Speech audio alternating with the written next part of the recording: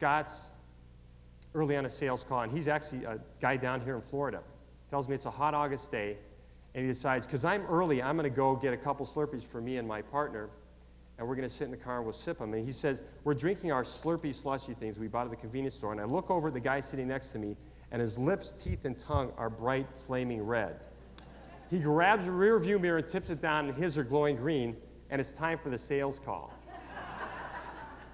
So, you know, they pull out their cloths from underneath the seat and napkins, and they're rubbing and rubbing, and they can't, this stuff does not come off. You know, it takes, what, like an hour or two for this, when our kids are drinking, it takes a long time for it just to disappear.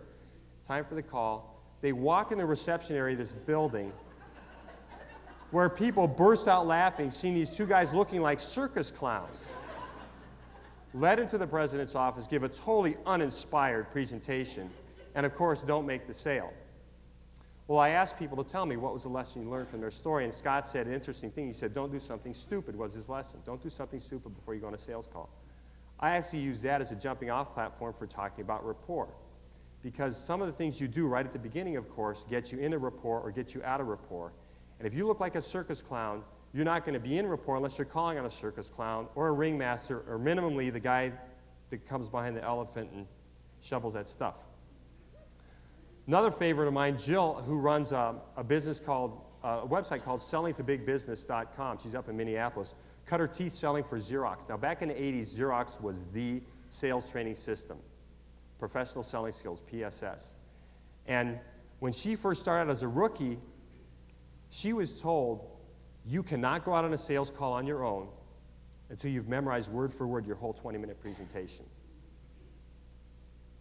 So she practiced in front of her boss. Every single day, she'd get in front of him, start to do her presentation, and she'd make one little mistake, and he'd go, hey, sorry, Jill, check back with me tomorrow. And in the meantime, she's going out on sales calls with other salespeople and her manager, and she's learning the ropes.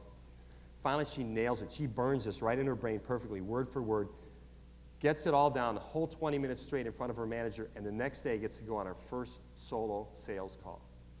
She said she got in front of this guy she was presenting to and did her whole presentation, 20 minutes, nailed it cold, and is thinking the whole time, there's something wrong with the presentation, there's something wrong with the presentation.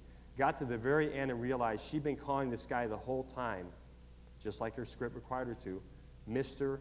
Prospect. Talk about feeling stupid.